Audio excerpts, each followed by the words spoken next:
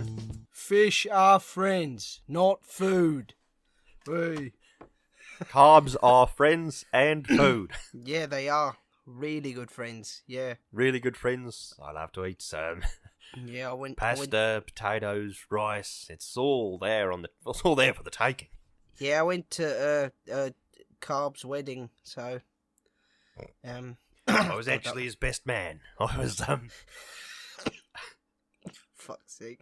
That was We've started off poorly, so we will end poorly. Yes, naturally. Yes, but before we get into what we're talking about, I've got a bad cough, and if you don't like that, you're a fucking bigot, okay? So, let's get into... Fucking hell! Let's get into the bullshit that we've got this week, Lewis. Yes, alright. Woo!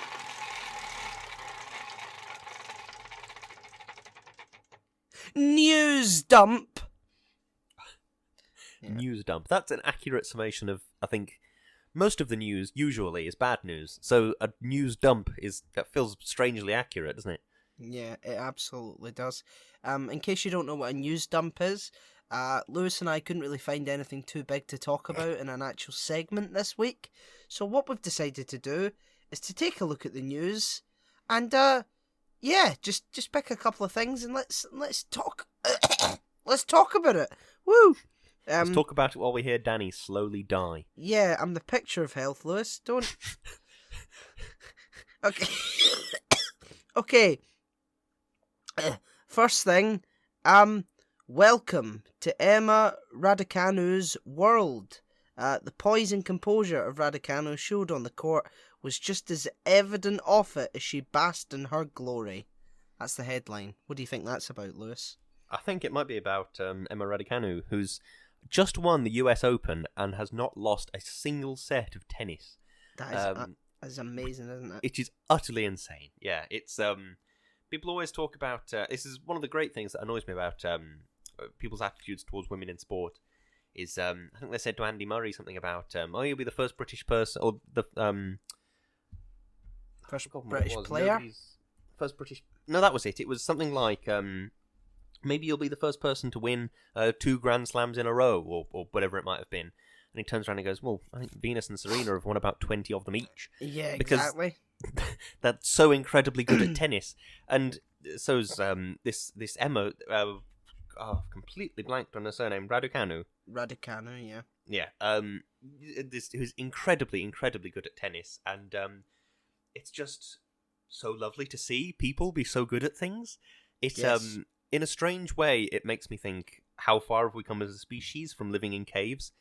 Because essentially, what we're looking at with Emma Raducanu being so good at sport is we've got enough leisure time that we don't have to be like hunting down mammoths and pushing them off cliffs and trying to butcher them and tan their skin and all this sort of stuff. Because we've got we live in a world where we have enough leisure time that Emma Raducanu can train and get incredibly good at tennis. And now she's won this incredibly huge achievement. I think it says something about where we stand as a species. I think it's really impressive. No, it really does. I mean, it's like, instead of just, hitting things because we had to survive, we can now hit balls in order to, get a sense of joy and comfort and a sense of achievement that doesn't involve killing other human beings for resources. I think it's amazing, I mean, yeah, 100%. I certainly couldn't do it, Lewis. No, what Emma has done, I mean, try as I may, I can't even do 2 skipping ropes, I get to the first one, goes over quite nicely, and then the next one hits my shins, doesn't it? Oh, tragedy. Yes, I'm quite good at Wii tennis. I beat Chloe at Wii tennis quite regularly if we play, so I suppose that's good. I mean, I played Wii tennis with Chloe recently. I didn't win, so I'm not gonna. I'm good at. What am I good at? I'm good at I'm good at acting. I'm good at that. And I'm good at talking shite for an hour, to an hour and a half every Sunday. Tune in. I've got one final thing I want to say about Emma Raducanu. Her amazing... By the way, what a brilliant name. It flows so nicely off the tongue. But her success reminds me of a headline from... Oh, God. My sense of time is terrible at the worst of times, but this was a mid-pandemic headline, so I've got no fucking clue when it came out. Yeah. It was a headline like, in like a population poll of people in the street, 30% of men thought they could beat Serena Williams at tennis. And What? exactly, that was exactly what I thought. I just remember thinking, what? Because I just got this image, this bizarre image of this man who's got this deep sexism instilled in him when he's like, yeah, well, just by virtue of the fact that I'm a powerful, strong man, I will beat Serena Williams at tennis. Yeah. And then he goes out onto the court, and Serena Williams is just like, she's got like a racket, and she's got like tennis stuff on, and he's there in his tennis stuff, and they're all ready to play tennis. And he looks at her and he thinks, oh, she'd be prettier if she smiled more. And then she serves the ball, and it just passes cleanly through his skull, and she just kills him immediately. It's just the most insane thing to think, yeah, I could beat Serena Williams at tennis. That'd be brilliant. I could easily do that. I just don't know how arrogant you would have to be in order to even think that you could hold a candle to Serena Williams at tennis. But you know, that's masculinity for you, isn't it? You know, it's yeah. They're persistent. I'll give them that. Thing is, I don't even feel that confident about things I know I'm good at. Yeah, like, true. I know I'm a good cook. I know I'm a good writer. But even then, I'm still fairly unconfident about them. Yeah, I wouldn't be like, are you good at whatever? I'd be like, well, yeah. I can fucking destroy Tom Hanks in an act off. Yeah, in an improv contest. You know, well, I've never seen Tom Hanks do improv, so he might be really shit. But yeah, that's the first piece of news. So yeah, congratulations to Emma Raducanu. Yeah. The next piece of news that I've got here, is vaccine passports, Lewis. Oh, aye. Yeah. So apparently, growing discourse on whether people who are vaccinated should get a passport. That's not what it is at all. It's, well, okay, so in Scotland, I'm almost entirely unaware of this, so you are going to have to break this down quite intensely. Okay, so I don't know where it started. I think it's happening in Quebec as well, which is in Canada, I believe. There are these passports that are being sort of proposed that would mean that everyone would get them, and if you're not vaccinated twice and you don't have a passport saying that you are, you wouldn't be able to get into like nightclubs and other venues like that to like enjoy yourself, rather than, you know, just as it is where you can just do the track and trace at the door and then go in. So in Scotland it looked as if it was going to happen, but now Sajid Javid has said that the plans are going to be scrapped in England, and I think that's like sort of putting pressure on Scotland to like rethink whether they're going to try and implement it. I think it sort of makes sense, doesn't it? Like, there's a horrific infectious disease tearing its way through the population. The UK has started beating the US in numbers of new cases every single day. So, doesn't it make sense to have people have some way of saying, yes, I'm fully vaccinated, here's proof. Yes, I can drive a car, here's proof, here's my driving license. Do you know what I mean? It makes sense to me. Yeah, I'm trying to figure out why, what people have said about it.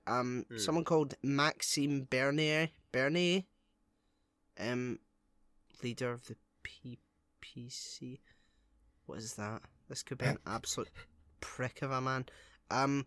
The vaccinated can spread the virus too. The only rational but realistic way to prevent its spread would be to deploy rapid testing everywhere instead of a useless vaccine passport.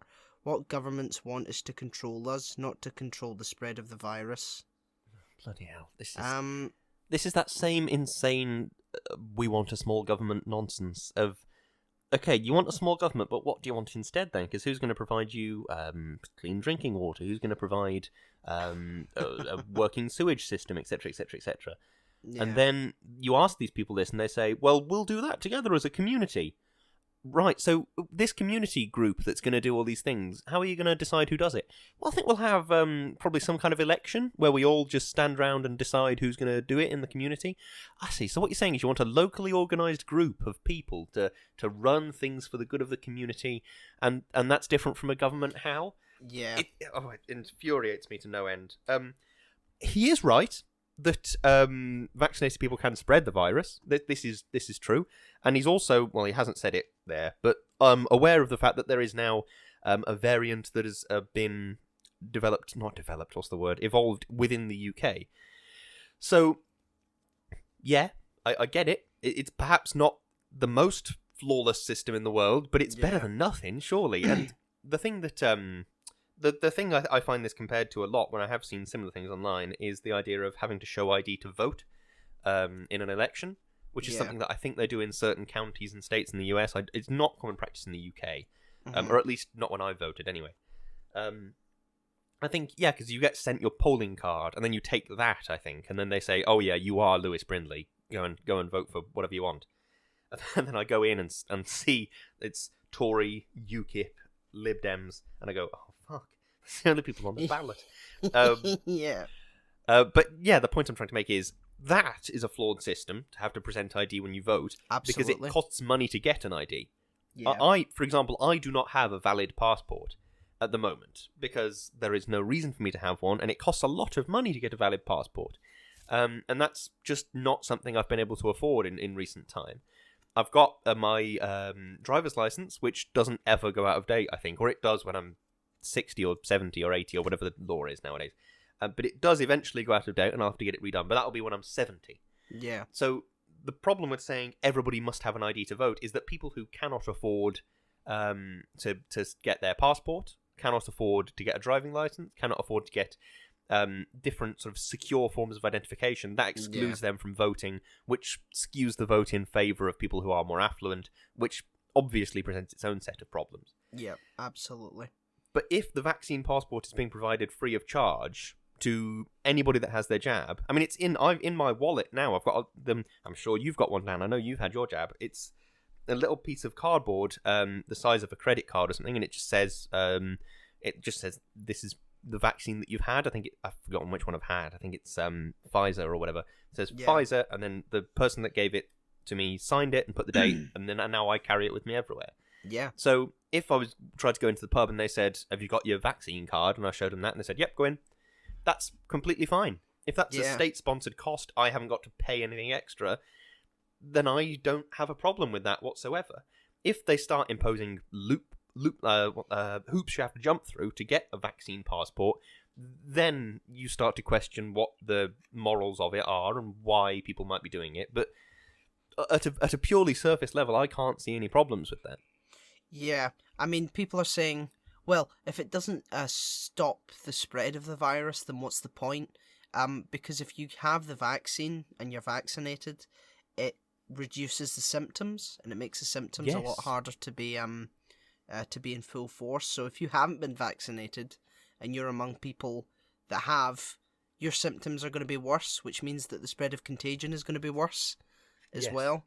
So I mean, it's if you look at it that way, I'm just looking at Twitter here because some people are saying really funny things. Got my vaccine passport, said Todd Starnes, and it's a picture of the Constitution of the United States of America. Jesus fucking Christ. The best thing I've ever seen about the US Constitution was in Family Guy. When they said when it was like just a stupid cutaway, and it was a few founding fathers stood around and they said, "Okay, we've nailed down the Constitution. We've got everything in there that we want to get in there.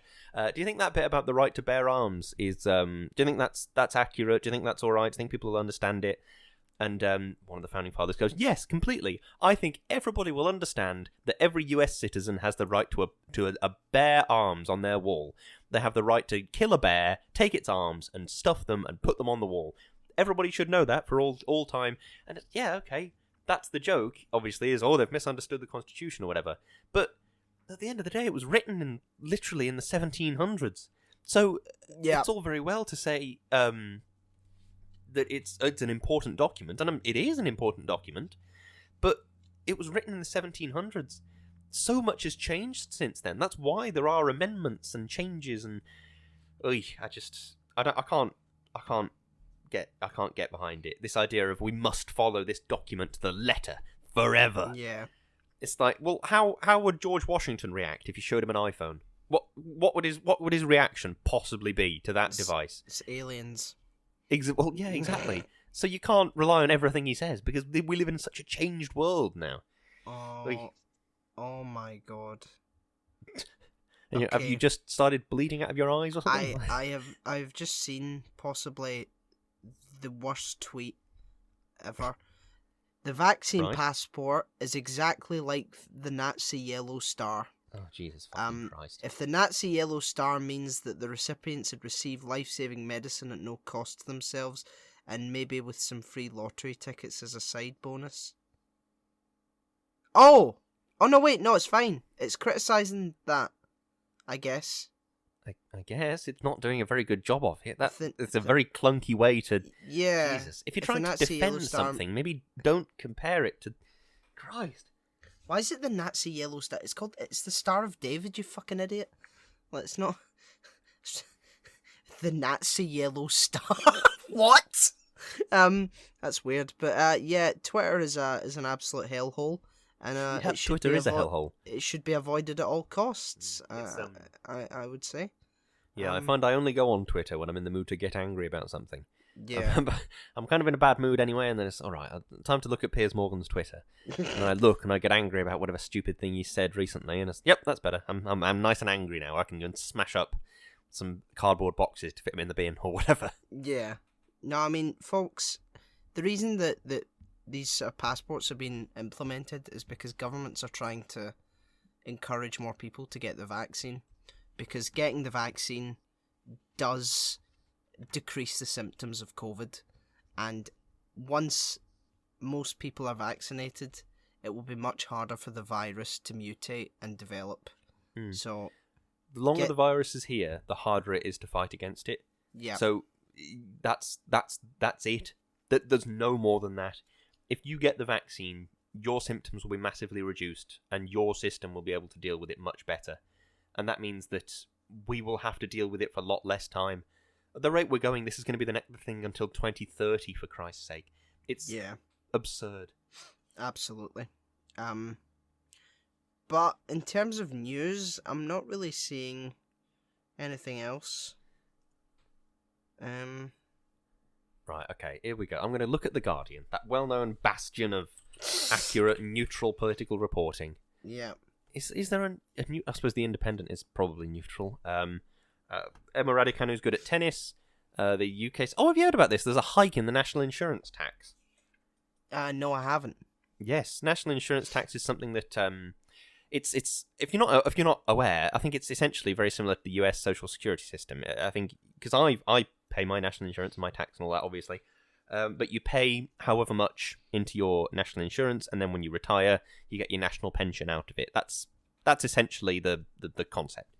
But the idea is that in the meantime, between when you start paying and when you start drawing on the pot, that money is used for social care and social sort of things like nursing homes, things like schools, things like that. And at the minute, Boris Johnson, despite all of his campaign promises to not raise the national insurance tax, he is raising the national insurance tax. Yes, in order to fund social care. But then this is something that I utterly cannot abide, because it's now that I think about it for more than 2 seconds, it's actually very similar to the poll tax that was what sort of got Maggie out in the end. Yeah. The national insurance is something that everybody pays. Literally everybody you meet in the UK, if they pay any form of tax at all, they do pay national insurance. I pay it, Dan pays it, I'm sure. Everybody pays it. So essentially, it's calculated based on your income.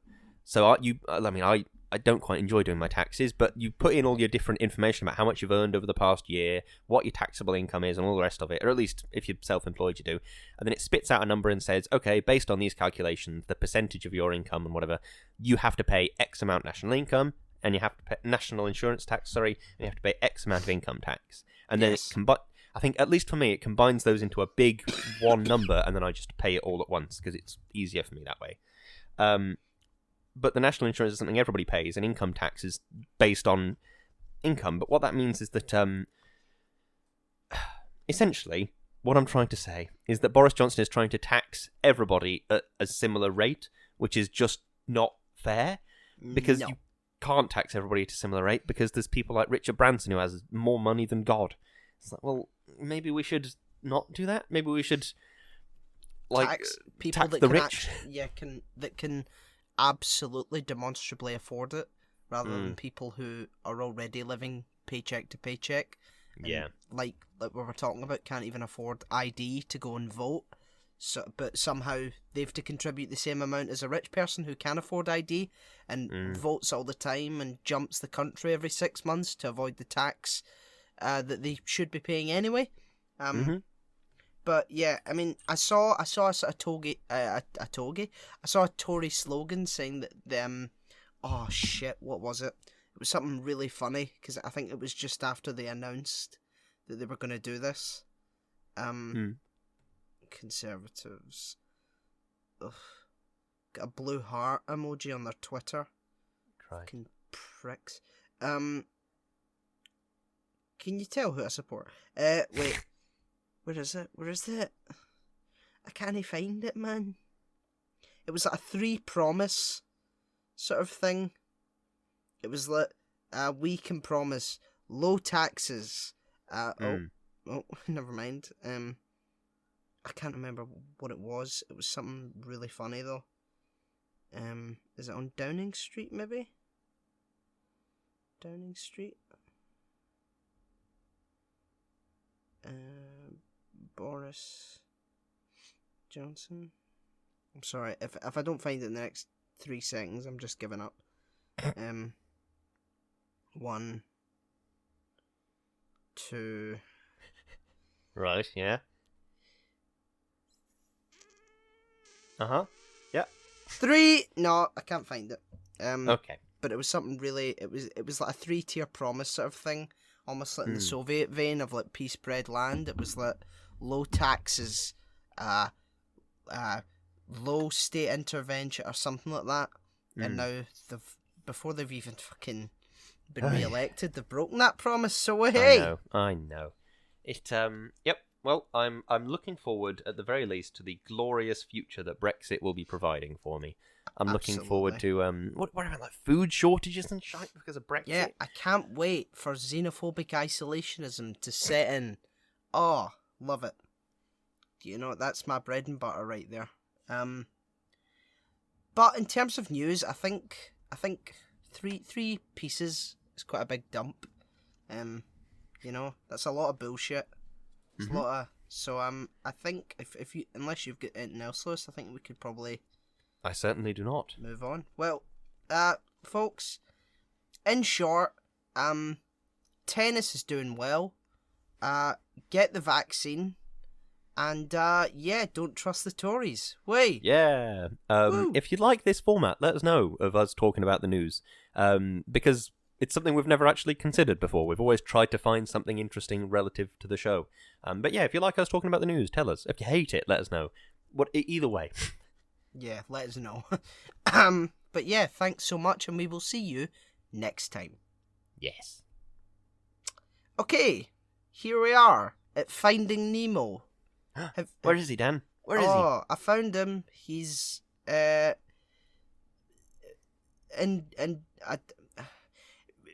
was written by Andrew Stanton, and it was directed by Andrew Stanton, and is starring Albert Brooks, Ellen DeGeneres, Alexander Gould, and Willem Dafoe. Wow. Do you have an opening statement? I do. This is the first movie I ever saw in the cinema when I was a little one. Wow. I enjoy this movie very much. It's, as with all Pixar movies, it's the first movie is sort of an important, powerful treatise on life, and the second movie is a fun-filled romp. I really enjoy this movie. It's really good. Absolutely. An incredibly emotional film about learning to trust and get over trauma and anxiety. Also, making judgments about people before you know them is a bad way to live. Yeah, good point. Okay, have we got some CRQs, CRSs, CR whatever's? Yes. First nitpick. So the fish adopt the accents of the places they live. It would seem so, yes. Now, I don't know if many people know how language works, but in order for you to have an accent, it has to be developed because of the dialect of the place that the people are speaking, and it comes from where the language started and how it's evolved. And fish don't talk, so how the fuck they speak like that? If you're gonna start Lewis, nitpicking over that, it's like, the toys aren't actually alive in real life. I see the irony, Lewis. I know what I'm talking about, okay? But for some reason, the fish in Sydney speak like people from Sydney, which makes no sense. Okay? How would you rather they speak? They should speak in an accent that we've never heard before. I see. A really weird accent, because fish would have no frame of reference to what we actually sound like. So, yeah, and and then it jumps to the conclusion. Well, why are the fish speaking at all? Good point. We should just have subtitles, okay? Just a subtitled film like Parasite, right? Just subtitles. They're speaking, but in a language that we don't understand. Because what was that Ricky Gervais thing? I try to avoid thinking about Ricky Gervais, so I'm honestly not sure. Yeah, it was like his podcast or something, and he was saying if a lion could speak, we would never be able to understand it because its frame of references are just so out of left field, if you know what I mean. Like, if we could hear what a lion was thinking, we wouldn't even begin to understand it. Yeah, yeah. Do you know what that is? I do understand that. I don't know what specifically it comes from. The only vaguely similar thing I've heard, I remember there was a character from a comic book. He was sort of a superhero. I think he had like a power set similar to Beast from the X-Men, but he was also of reduced intelligence because he'd sort of turned himself into part animal, part guy. So he was like had the relative intelligence of an animal. Yeah. And in these like thought bubbles and stuff, he would just say fight, flight. Flight, fight, fight, flight. That would be all he would say, which was strange, but it was an interesting sort of take on it in a funny way. No, yeah, that does sound like a funny way of doing it. I remember I think we've had this. I mean, I'm sure we've had this conversation before, but I think we googled it before and we said it found something like the example that was given was a doctor and a nurse are doing an operation and they're doing it and whatever, and then after that they all go out for a meal or something with all the other people in the hospital or whatever, and the doctor says to the nurse, "Nurse, salt," and she passes in the salt. And the joke is that it would say, "Nurse, scalpel," and she would pass him a scalpel when they're in the theatre, but they are in a restaurant and there's a salt shaker on the table or whatever, and that's the joke. It's not a very good joke, but what are you expecting? I'm a bit of an idiot. So, but the point that it's trying to get round to is that a lion or a fish, I suppose, it wouldn't have any concept of what surgery is. It wouldn't understand what salt is. It wouldn't understand what sitting down and socializing is. It wouldn't understand what a doctor is. It wouldn't understand what a nurse is. These are all things that are alien to lions, alien to fish. So you do have to give it a bit of you have to anthropomorphize the fish a bit. Yeah. to actually make a story that makes any kind of sense. No, definitely. But I still think that we should have subtitles. Yeah, so that's the first point, and we spent about 5 minutes talking about that.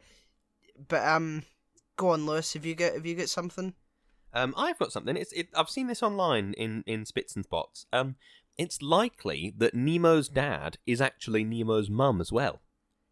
Oh yeah, because clownfish can change their sex, can't they? Yes, they can. They can change their sex depending on assorted variables and stuff like that. And I think I actually read somewhere sometimes they can be influenced to do it just based on the temperature of the water. Wow. If the water gets to a sufficient heat, they're like, oh, well, looks like it's time to change my sex. So they just do. So just like in Jurassic Park, life finds a way. So yeah, I suppose that's what Marlin is doing. Life is finding a way via Marlin, sort of swimming his way all around Australia. Yeah, I mean, it's I wish they'd sort of brought that up in a film, but then again, this is, God forbid we teach kids about the most basic concepts, such as different groups of people have different roles, when it comes to gender. But I get from that Family Guy, The Simpsons crossover. We've got a lot of Family Guy today. That's a weirdly dense episode. But yeah, it's and remember, kids, cartoon violence is fine as long as you don't show a nipple. That's exactly what it is. Yeah, that's you can have. Yeah. Yeah, it was like stuff like Deadpool will get away with it. Just that's absolutely fine. No, wait, that's I think not. Deadpool was a 15. Yeah. Yeah, and like there was so much sex in that, like Ryan Reynolds, and I can't remember the actor's name. Baccarin, I think is her surname. Is it Morena Baccarin? It might be. I know her character's name If was I've got that. Vanessa. Oh my god, I was right, Morena Baccarin. Whoa, well done. I'm quite impressed by my brain there. Yeah. Yes, that this is the person. I'm correct. She was also in Homeland and Greenland. Well, there you go. And other things, all of which I've not seen. She was in Gotham. She was in Firefly. She was in Gotham. She was in V, whatever that might be. She was in The Mentalist. I fucking love The Mentalist. It's really good. Yeah, I haven't seen The Mentalist. It's pretty good. I'll take your word for it. It's quite good. It sort of does the Sherlock Holmes mind trick thing, but better. The key story is that this main character, the mentalist, he had a career as like a sort of a psychic on stage. Like his family were sort of circus performers, as he sort of like going back through time sort of thing, and they did that sort of, I'll read your palm and I'll tell you about your kids and all that sort of stuff. And then as the baton was passed to him, he was using these tricks and stuff and cold reading and all this sort of stuff to do like TV psychic readings and stuff like that. Yeah. And he's very clear in saying, no, it's a scam. There's no such thing as real psychicness. It is a scam. I look at you and I learn things about you, and it is a scam. And which is quite refreshing in a nice way. But yeah, I think the start of the show is the police sort of go to him for advice about this serial killer, and in his sort of arrogance and his sort of very privileged bubble of being on TV and all this sort of stuff, and he's very rich and all this, he says, "Oh yeah, I think Red John is this serial killer. I think Red John is just like a really pathetic man that can't come forward and face the consequences of his actions and all this sort of stuff." And then, as revenge, this killer kills his family, and then the show is this mentalist, this psychic, sort of working with the police, sort of partly to have access to the case files about Red John and his family, and partly to just because he enjoys it. And it is quite a good show. I quite like it. It sounds very much like Sherlock Holmes, like with the consulting detective type thing. It sort of is, yeah, but it's like better. It's the thing How sorry. How pronounced are his psychic abilities? I don't know what the word is. Very, but he sort of says, like, people sometimes say to him, like there's episodes of the show where he encounters people who call themselves psychics, and he always sort of rolls his eyes and goes, "Oh, for God's sake, it's a scam. It's not real. It's a scam. It's tricks that my parents taught me," and stuff like that. So the sort of the endearing thing he does is sort of he's very. The thing that makes him different to a lot of the other policemen he's sort of forced to work with and stuff like that is that he's able to sort of empathize with people in a much more extreme way than they can, and he sort of talks to them and says, "I'm sure you must be feeling very sort of, this is a very basic thing, I'm sure you must be feeling sad that your son is dead." Wow! Whoa! Wow! Key powers of observation there. Fucking psychic. Yeah, but no, that's he's a very charming person, and because he's got these, essentially it works the way of he's got extreme people skills. That's probably the best way to describe it. Right. Is extreme people skills. But it's I quite like the show. It's quite good. Well, who's in it? Who's the main guy? Oh god, I've forgotten his name. Simon Baker and Robin Tunney, who has done stuff other than The Mentalist, I think, but I can't remember what. Right. Well, I'll give it a look. I'll certainly give it a look. There's there's 7 seasons, and it's bits of it Oh are my quite God. samey, so it is difficult to get through. But I there mean- are good episodes. For you, I'll give it a go. But anyone that knows me knows that I fucking hate psychics with a passion. Yeah, well, so does the main character who was once a psychic. So it's quite that's what makes it quite endearing in a strange way. Well, that's good. Robin Tunney has done loads of stuff actually. Yeah, Prison Break, House, loads of stuff. I like House. House is good. I have never seen House. Yeah, well, Hugh Laurie giving his best Sherlock Holmes impression. So as an American guy though, yeah, it's weird. But anyway, the Mister thing happened again in this film. The Mister thing? What do you mean? Yeah, I think I don't know if I spoke to you. You know that way where you know you've spoken to someone about something, and you don't know whether it happened to you or to someone else. Well, in this film, Marlon, when he wakes up on Crush's back, is like, Mr. Turtle, and the turtle's like, whoa, I'm not Mr. Turtle. Mr. Turtle was my dad. I'm Crush. Right, yeah, you did mention this in the last podcast. Yeah, it happened again, and every time I hear it, I'm gonna fucking mention it in every film or TV show that we do from now on, because it's so stupid. But I mean, I don't particularly like being called Mr. Brindley. I mean, it's not because I think of Mr. Brindley as my dad. If somebody says Mr. Brindley, I will look up and go, yes, because I know they're probably talking to me. But yeah, it's a bit sort of, because it's like a sign of respect, and I just don't like the inherent sort of inequality of it. Just call me Lewis, or do you know what I mean? I don't quite get it. I just want to say I'm not critiquing people, that say, I'd rather you just called me this. I'm critiquing the fact of how fucking common it is in every single film. It's not even funny anymore, It's like, whoa, you've got the same second name as your dad, but your dad is Mr. That's the joke, and it's just so boring, and it's in every fucking film. I guarantee you, if you watched 4 random films, that would be in one of them. You're probably right. Guarantee it. Isn't it in School of Rock? It must be, mustn't it? Because that's a very Jack Black type line, isn't it? Yeah. Like, no, I'm not Mr. School of Rock. That was my dad. She called me School. Mr. School. I can't remember his name from that movie for the life of me. Schneebly. Oh, Jesus. What's his first name? Well, that's not his name. That's the name that he pretends to be. His real name is Dewey Finn. Oh, okay. Yeah, okay. Schneebly is a very made-up name, isn't it? Yeah, absolutely is. Adelaide Schneebly. But what I would like to talk about is the anglerfish in this film. Anglerfish fucking fascinate me, Lewis. Yeah. I don't know why. It's probably because of the sheer amount of mystery surrounding them. That's probably why I'm so interested. Who the fuck would have thought it? But isn't it something like 4% of the ocean has been discovered? Yeah, something like that. Yeah, there's a really good video by Kuzgazakt about this exact subject. Yeah. Yeah. So anglerfish, how far deep down are anglerfish? Very. Like the deepest? Is it the deepest? Or is it as far down as we've went? The fish habitat is oh Jesus.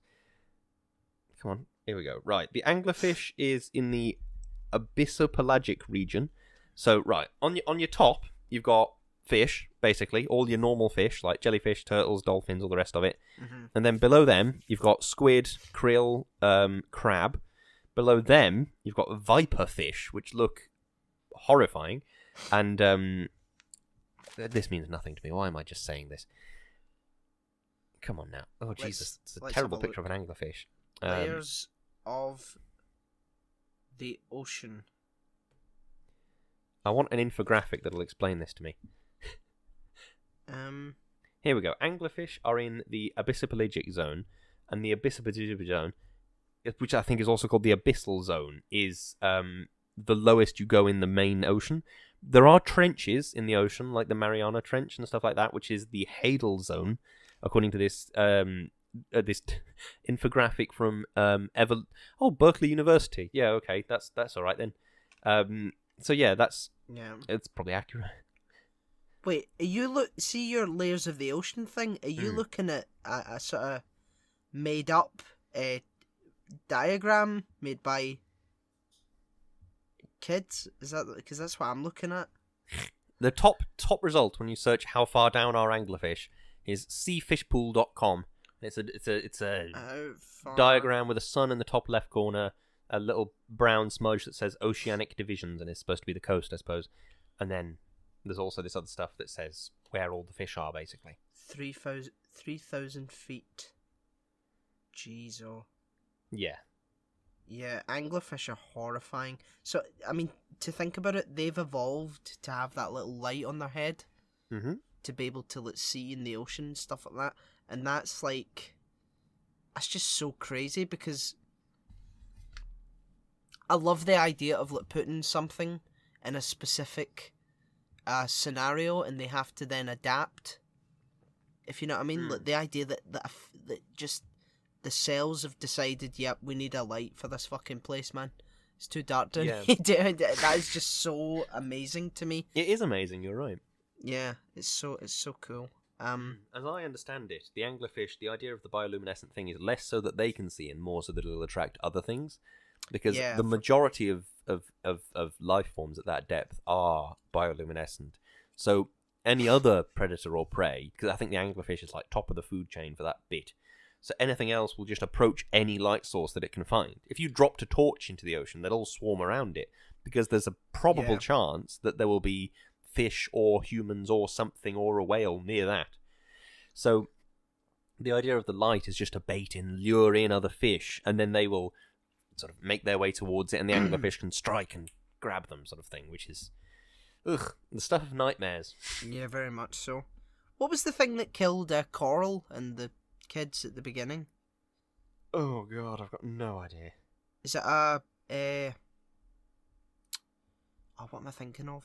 Begins with a B. Boat at the beginning of Nemo? What?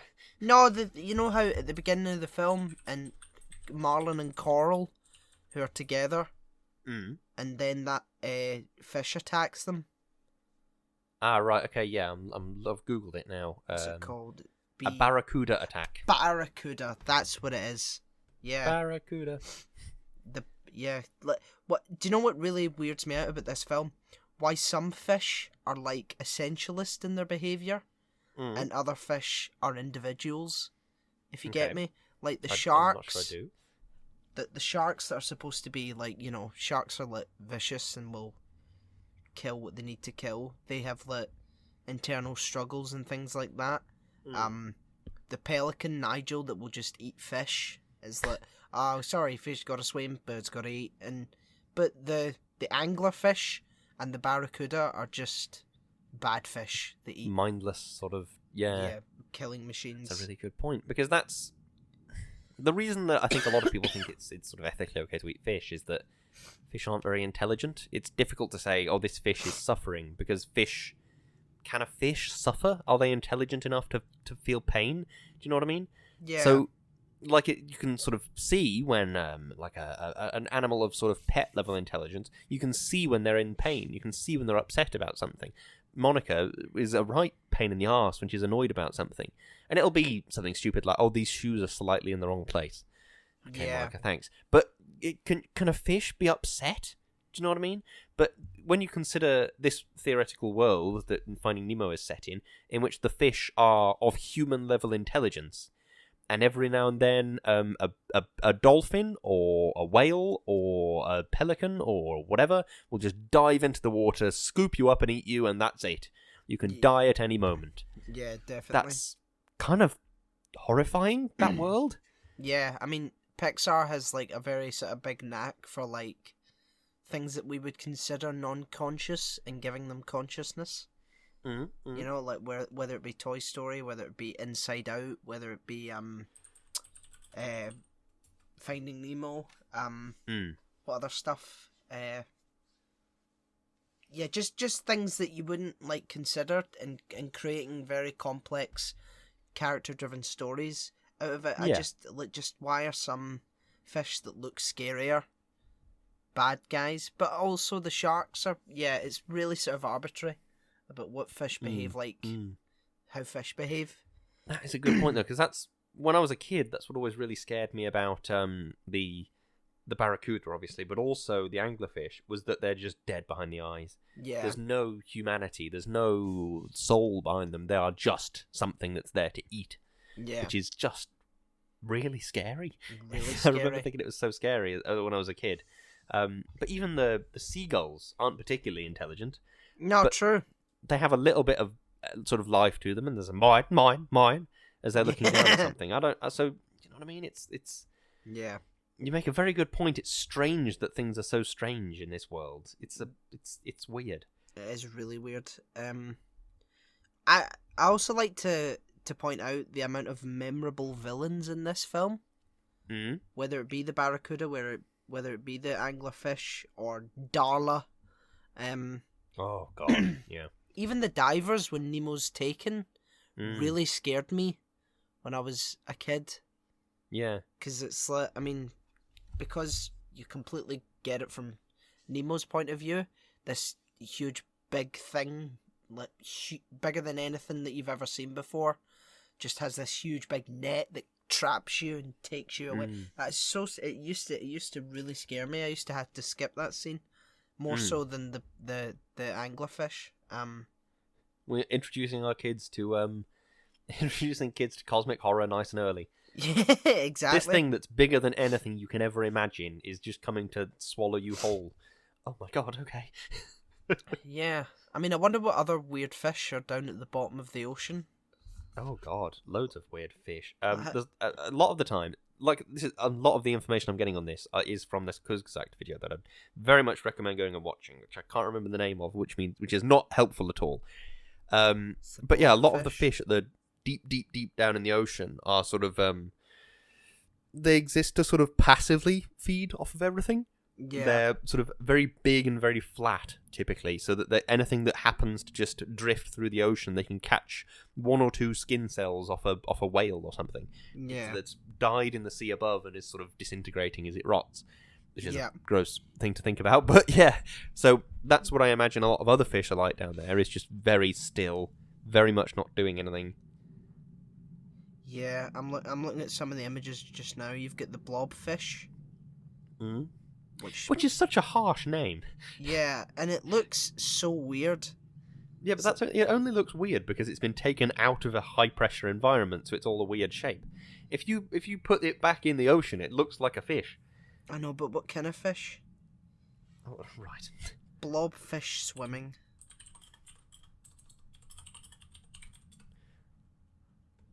Blobfish, when it's at its natural sort of depth, just looks like a fish. It looks kind of like a pufferfish, really.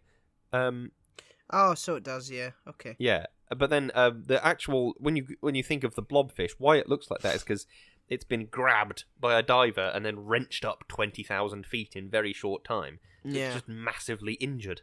It'd be like if an alien scooped you up to a sad middle-aged man. That's what it looks like.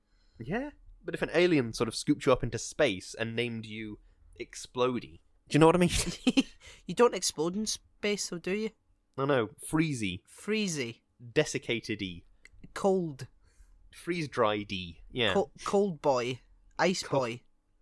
Yeah, so if an alien picked you up and named you Ice Boy. Yeah, fair enough. Okay, I'll give you that one. I'll give you it. Thanks, Dan. This is a bit of a nice tidbit of trivia about the film. Bruce. The shark is, I think, named just because I think Bruce is a nice Ochre farmer name, a nice Australian farmer name. I already know what you're going to say. Oh, what am I going to say? You're going to say that's what they called the big animatronic in Jaws. Yes, I am. Yeah, you've said that before, Lewis. I'm one step ahead, bitch. Woo! Did you know that the shark from Jaws was powered by pneumatics? Yes, you've said this as well. I said this too. Oh, shit. Do you know what his alternative name was other than Bruce? Jaws. No. No. Don't know. Flaws, because he never worked. So you said that as well. Oh, God, Lewis. You're bringing out the classics today, pal. I am. I've Oh, made references to Family Guy. I'm talking about facts I know from the past. yeah. Oh, we're doing Damn. very well.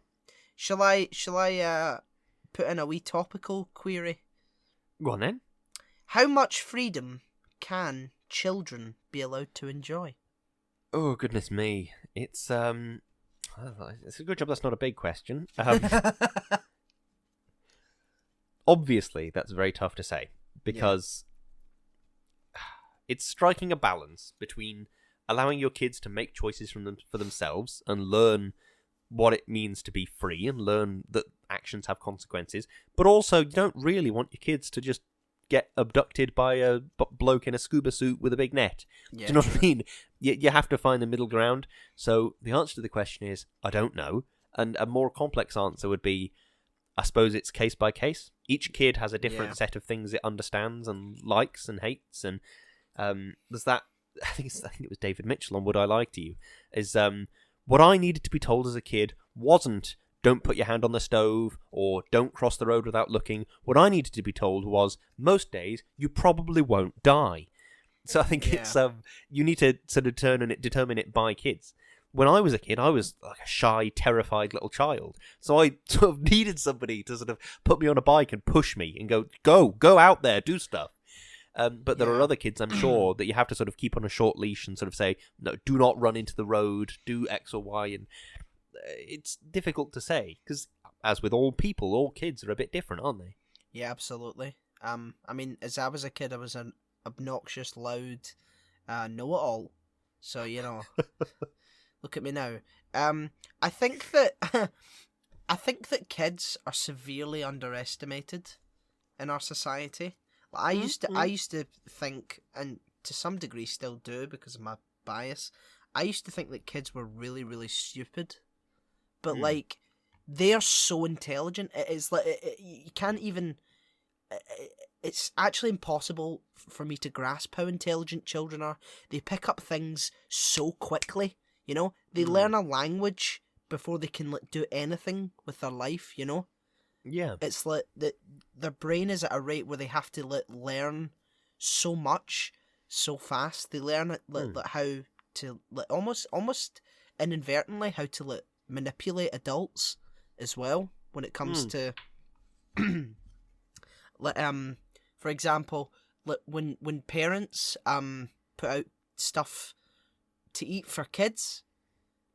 I remember when I was younger, I would sort of guilt my mum into saying, no, I don't want that. I just want to eat chicken nuggets and chips. Do you know what I mean? So it's like kids can devote 100% of their energy into getting what they want from you because they don't have any worries at that young age. Whereas, and you've got bills, you've got your house, you've got relationships to worry about. A kid can focus all its assets and making sure that it gets its chicken nuggets and chips. Do you know what I mean? So it's really weird how much we underestimate kids in our society, and that leads to actually what causes Nemo to be rebellious, because Marlin is dealing with his own trauma and can't sort of let go, and Nemo, because he feels suffocated, disobeys and was like, well, I'll show you, and that's what leads to the whole. It's a breakdown of trust that sort of spins the film to where it ends up, and I really like how they've done it. I think Marlin's character is a good sort of example of masculinity in films. Yeah. And I think it's hard to sort of get that nowadays. Because, I think a lot of emphasis is placed on characters that are more interested in how they look and how they'll seem to let sex partners and stuff. But Marlon has trauma and has great anxiety that he has to deal with. Yeah. And I think if that was more of an arc with male characters, I think it would it would certainly do some good in the world, I'm sure. Yeah, absolutely. It would shift our sort of view about this need for men to be stoic and sort of silent, and like in The Sopranos, Tony Soprano talks about Gary Cooper, who's the strong, silent type, and meanwhile Tony is the picture of insecurity, and sort of anxiety when he has panic attacks and things like that. So it's like, it's sort of breaking down the facade and sort of showing that, yeah, men are absolutely just as, if not more, vulnerable than any other gender. No, I completely understand what you're saying. It is pleasant every now and then to get a version of masculinity that's not what I expected or not what I thought it might be. Yeah. The other one that springs to mind is Newt Scamander from the Fantastic Beasts films. Yes. That specific sort of caring, nurturing version of masculinity is really nice. He's not socially dominating and he's not aggressive because he's got to a point in his life where he's realised, well, I don't really care about any of that sort of stuff. I just want to look after these creatures that I'm lucky enough to be custodian of, and so it's nice to have sort of a caring, generous picture of masculinity instead of hyper aggressive, hyper possessive. Do you know what I mean? It's nice. I absolutely 100% agree with you. I said that quite aggressively. I agree 100%. Okay. I think I'm running close to being out of notes, but I have a couple of other stuff. Do you have a favourite character in this film, and why are they your favourite character? Well, when I was a kid, what's it used to have? Mackey's. They had, with the Happy Meals, they had Finding Nemo's toys for a bit. Yeah. And I think I actually collected them all. And they were I think they were water safe. That was the idea of them. You, as a little child, you were supposed to play with them in the bathtub. And I can't remember how old I must have been, but I remember I used to really enjoy playing with Willem Dafoe fish. I don't know what specifically made it a fun fish to play with. But because of this long-standing history I have with the Willem Dafoe fish, it would have to be. I've completely forgotten his fucking name now. Gil. Gil. Yes. Oh, that's a brilliant name, isn't it? Yeah. So it would be Gil. Yeah. Did you also get a tank filled with the minestrone soup of filth in it? I don't think I did. No.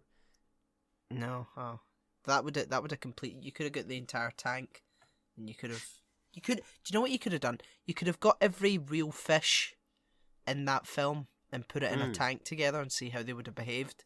Get a wee volcano, see if they go through the ring of fire. So there you go. I'm gonna do that now. Good. I'm glad to hear it. Yeah. Go on. Who's your favourite character then? Probably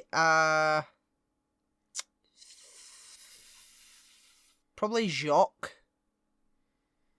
Who's the I don't know what is he, a prawn? He's a prawn or a shrimp or something, isn't he? Yeah, he's a shrimp. Voila, he's clean.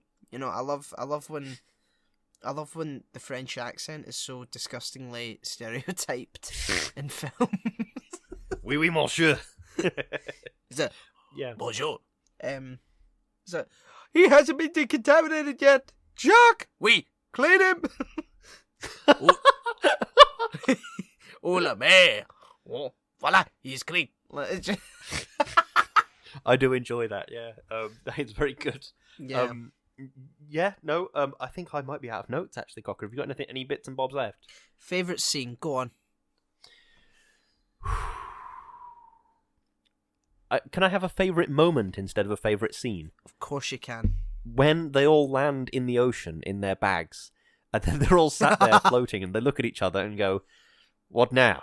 I quite like that. It's just, I don't know. It says something quite powerful about you work. If there's a problem with a goal and a goal-oriented mindset instead of a sort of milestone-oriented mindset. You achieve your goal, and then you're like, okay, and what now? It's what gets me about I forget who it was that said this to me. I think I was at work, and someone said, "So what's your 5-year plan?" And I was like, "I'm sorry, what?" I've never understood the idea of having a 5-year plan because are you Stalin? Look, what the fuck? But in this person's defense, I think it is a turn of phrase I've seen used online. But yeah, the idea of a 5-year plan is bizarre to me because it's, well, what are you going to do on year 6? What comes after that? Do you know what I mean? I don't. It's utterly bizarre to me. But yeah, I quite like that moment. It's quite nice. Have you got a favourite scene? I do. Yeah. See when the mines explode. the floating bombs, and one bubble pops up, and the seagull looks at the other seagull and is like, nice, and then flies away raging because he thinks that the other one's farted.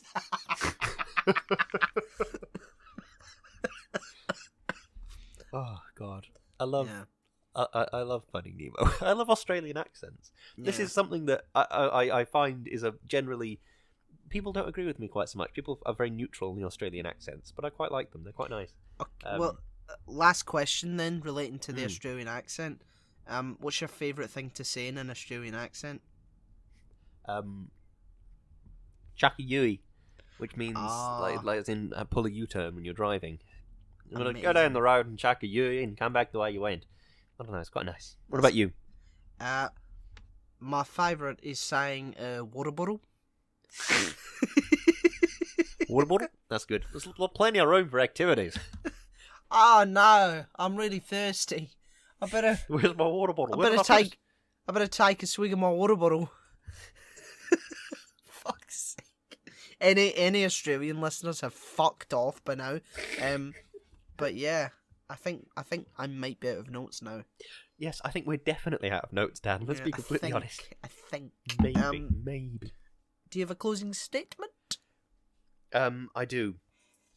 This is a lovely film, and as with all Pixar movies, it has like a weirdly potent, strong point about life, which is always lovely to get through and to understand and love. So I enjoy this film very much.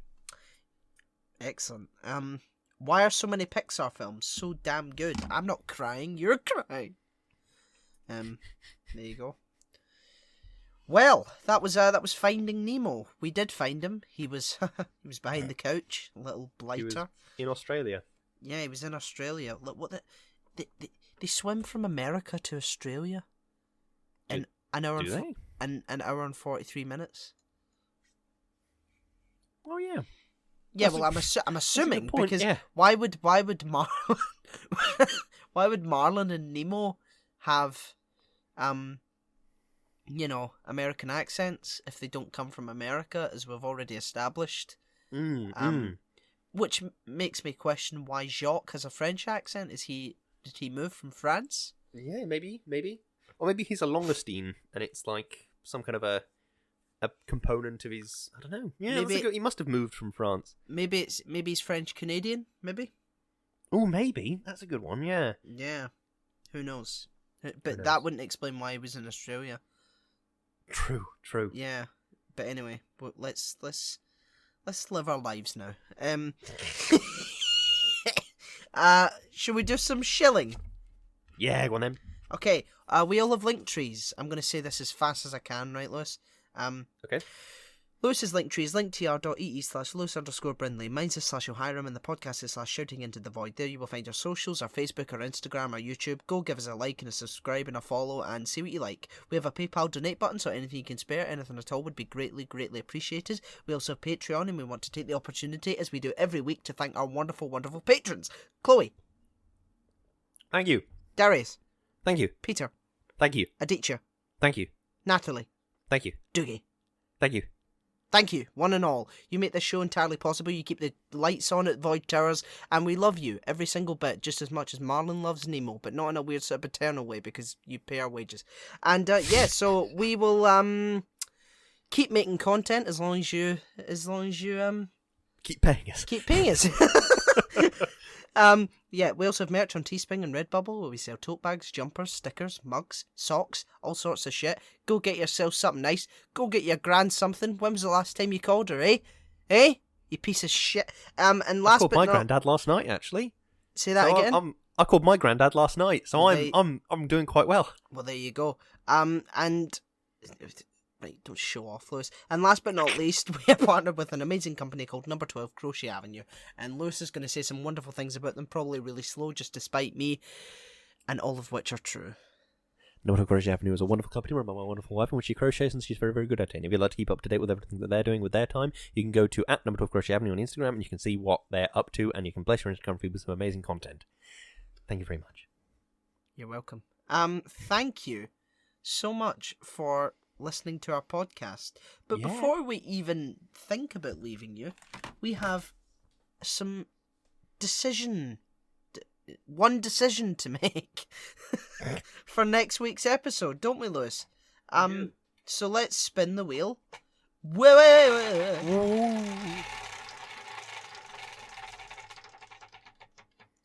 Jurassic Park.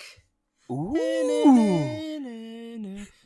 Na, na, na, na, na.